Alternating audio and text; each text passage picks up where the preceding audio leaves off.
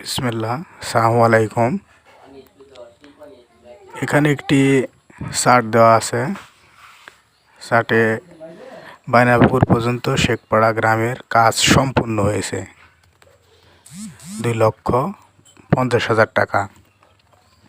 অথচ কাজ হয়নি।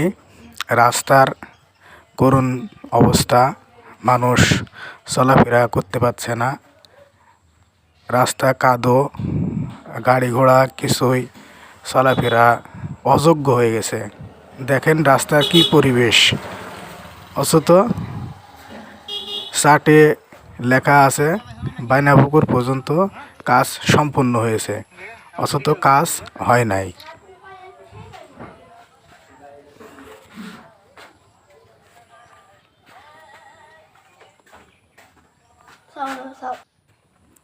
বিসমিল্লাহ, আসসালামু আলাইকুম।